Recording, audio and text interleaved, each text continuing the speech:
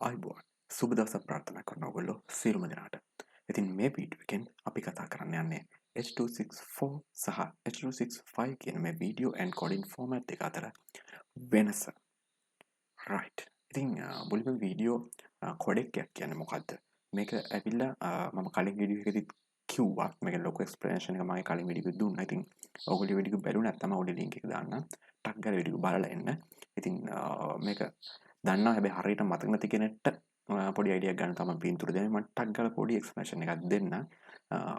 දැන් අපි normal record කරන audio එක video එක uncompressed as it is තියෙන audio එක video එක ඒ දෙක එකට combine කරලා දෙකට එකතු කරලා encoding system එක හරහා හදනවා video file එකක්.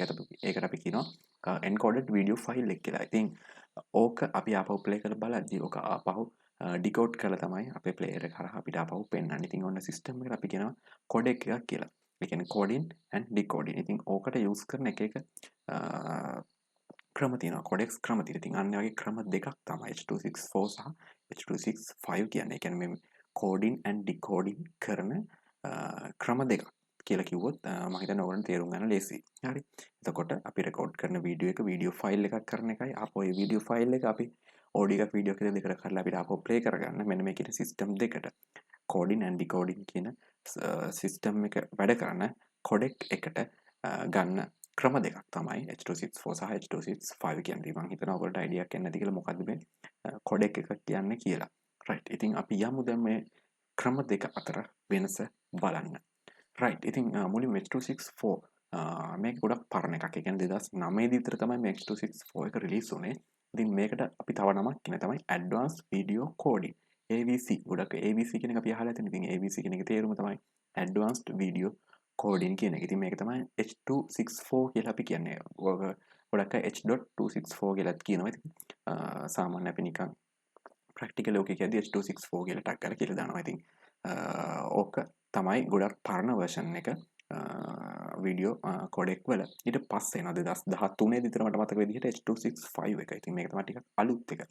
මේකෙදි අපි කියනවා high efficiency video coding කියලා. ඉතින් මේක HEVC කියලා අපි අඳුන්වනවා. ඉතින් ඕක තමයි මූලිකම වීඩියෝ කොඩෙක් දෙක අපි අද මේ වීඩියෝ එකදී කම්පැරිසන් එකට ගන්න. මුලින්ම Advanced Video Coding AVC H.264 ඊට පස්සේ High Efficiency Video Coding HEVC ඒ කියන්නේ H.265. හරි. ඉතින් මෙතන ඔයගොල්ලන්ට බලා ගන්න පුළුවන් මේවා bandwidth requirements. ඒ කියන්නේ H.264 එකේ H.265 එකේ. ඉතින් අපි බලමු. නිකන් උදාහරණයක් විදිහට ගන්න ඔයගොල්ලෝ රෙකෝඩ් කරන 1080p quality එකේ වීඩියෝ එකක්. එතකොට අපි H.264 වලට ගියොත් එහෙම නැත්නම් AVC වලට ගියොත් එහෙම අපිට වෙනවා මේ average bit rate එක මේක දීලා තියෙන්නේ average bandwidth එක. ඒක 6 megabits per second වලට. ඉතින් අපි ගියාම H.265 වලට 1080p එකෙන් අපිට එනවා 3 megabits per second. ඔයගොල්ලන්ට පේනවනේ කෙලින්ම 50ක් අඩු වෙලා භාගයට භාගයක් අඩු වෙලා. ඉතින් මෙන්න මේ වගේ ලොකු bandwidth requirements වෙනසක් තියෙනවා මේ දෙක අතර. ඒ කියන්නේ පරණ ආපු H.264 කියන coding system එකේදී අපිට ලොකු bandwidth එකක් ඕනේ. 1080 quality කරන ඒ same quality එකම ගන්න H.265 වලින් අපිට ඕනේ ඒක වගේ භාගයක bandwidth එකක්. දැන් 4K වලට ගියාම 32 Mbps එක කෙලින්ම 15 Mbps වලට අඩු කරගන්න පුළුවන් H.265 එහෙම නැත්නම් HEVC වල. ඉතින් ඔන්න වගේ ඔයාලට බලා ගන්න පුළුවන් ලොකු bandwidth requirement එකේ අඩුවක් තියෙනවා HEVC එහෙම නැත්නම් H.265 වල. ඉතින් ඒ කම්පැරිසන් එකට අපි ගත්තේ bandwidth requirement එක විතරක් වුණාට දැන් මම කියන bandwidth එක ගොඩක් අඩුයි කියලා H.265 වල. ඉතින් ඒකෙන් විතරක් ඔයගලන්ට කියන්න බෑ. ඔයගලන්ගේ වැඩවලට හොඳම ඒ කියන්නේ normal day to use එකට හොඳම format එක H.265 කියලා.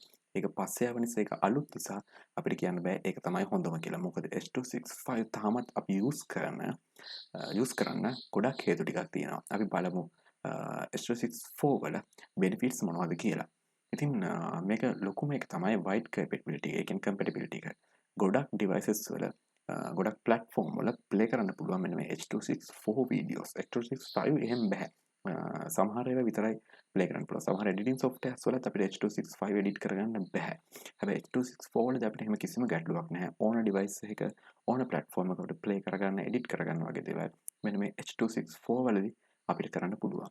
ඒ වගේම මේකේ low complexity එක. ඒ කියන්නේ මේකේ මේ compression algorithm එක ගොඩක් සංකීර්ණ නැහැ. ඉතින් ඒ නිසා මේක ටක් ගාලා කම්ප්‍රෙස් කරන්න පුළුවන් අපිට ඒකට ලොකු ප්‍රොසෙසින් පවර් එකක් දෙන්න ඕනේ නැහැ. ඉතින් ඔක තමයි ඊළඟ වාසිය.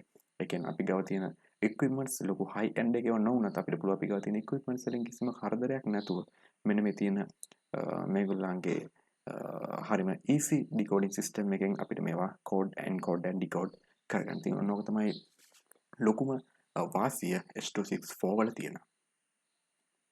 H.265 වලට ගියාට පස්සේ අපිට bandwidth requirement එක තමයි මේකේ තියෙන ලොකුම වාසිය. කියන්නේ ගොඩක් bandwidth එක අඩුයි පාවිච්චි කරන H.265 වල මම අර කලින් පෙන්නුවා වගේ. ඒ වගේ මේකේ වීඩියෝ quality එක ටිකක් වැඩි H.265 වල. ඒ කියන්නේ same අපි bit rate එක සලකුවොත් එimhe H.265 H.264 වලදී එතකොට අපිට හොඳ වීඩියෝ quality එකක් බලා ගන්න පුළුවන් H.265 වල. මොකද ඒකේ තියෙන මේ compression algorithm එක ගොඩක් සංකීර්ණයි. ඉතින් ඒ නිසා අපිට හොඳ වීඩියෝ quality එකක් ඒකදී ගන්න පුළුවන්. ඒ නිසාම තමයි මම කලින් කිව්ව ලොකු processing power එකක් ඕනේ කියලා H.265 වලට. මොකද ඒකේ තියෙන algorithm එක ගොඩක් සංකීර්ණ නිසා. ඊට පස්සේ අන්තිම වාසිය මේක reduced storage requirement මම කලින් කිව්ව එකමයි. ඒ කියන්නේ මේකේ bandwidth එක ගොඩක් අඩු නිසා අපිට පොඩි ඉඩක මේකේ videos අපි store කරගන්න පුළුවන්. ඉතින් හිතනවා ලොකු quality එක වීඩියෝ කරනවා නම් 8K 4K වගේ ලොකු hard disk space එකක් යනවා මේක save කරගන්න. හැබැයි H.265 වලින් කරොත් H.264 වලදී යන ඉතින් භාගයයි වට යන්නේ. ඒටත් වැඩිය ලොකු quality එක videos save කරගන්න. තියෙන ලොකු ප්‍රශ්න තමයි H.265 වල මම දකින්නේ එක මේක හැම platform එකම හැම device එකකම play කරගන්න බෑ. අනිත් එක තමයි මේකට ලොකු processing power එකක් යනවා. right. ඉතින් හැමෝටම තියෙන ප්‍රශ්නේ මොකද්ද ඕගලන්ට හොඳම එක? ඉතින් අලුතෙන් ආපා කියලා ගොඩක් වාසි තිබ්බා කියලා H.265 හැමෝටම හොඳ වෙන්නේ නැහැ.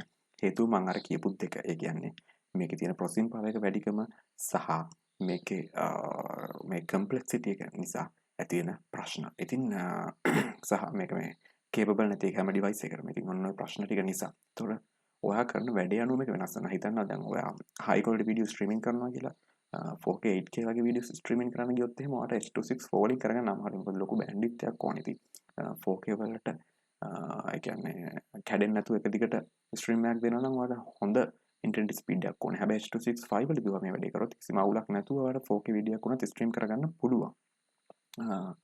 ඊට පස්සේ ඔයාගේ ස්ටෝරේජ් එක සේව් කරගන්න ඕන වගේ දේවල් වලට ප්‍රශ්න තියෙනවා නම් ඔයාලට හොඳම H.264 වලට යන්න එක. ඊට පස්සේ ඔයාගේ gears ටිකක් පරණයි නම් ඔයාගේ computers powerful මදි නම් ඔයාලට editing ලොකු power එකක් දෙන්න බැරි නම් high performance machine නැත්නම් ඔයාලට හොඳ H.264 වලට යන එක. ඉතින් ඒ වගේම ස්ටෑන්ඩඩ් විදිහට දැන් YouTube ගත්තොත් එහෙම අපි ස්ටෑන්ඩඩ් එකක් විදිහට YouTube අප්ලෝඩ් කරන වීඩියෝ කොම H.264 වලින් කරනවා තාම. ඉතින් ඒ හින්දා H.264 කියන අතහැරලා දාපු එකක් නෙමෙයි. H.264 තමයි දැනට ගොඩක් අය use කරන format එක. ඉතින් හරියට ටික දෙනා H.265 use කරන්න හේතුව අර තියෙන capability නැති එක. කියන්නේ processing power එකක් නෙමෙයි ඒකට තියෙන ලොකුම ගැටලුව. හැම device එකකම මේක play කරගන්න බැරි වෙන එක. ඉතින් ඔන්න ඔය දේවල් ටික සලකලා ඔයාලට පුළුවන් ඔයාලට ගැලපෙනම encoding system එක H.264ද එහෙමත් නැත්නම් H.265ද කියලා තෝරගන්න. ඉතින් thank you. ඔයගොල්ලෝ අද අපිත් එක්ක වීඩියෝ එකත් එක්ක එකතු වුණාට. ඔයගොල්ලෝ තාම අපේ channel එක subscribe කරලා නැත්නම් subscribe කරන්න. ප්‍රශ්න ගැටලු මොනවා හරි තියෙනවා නම් comment එකක් දාන්න. Thank you very much.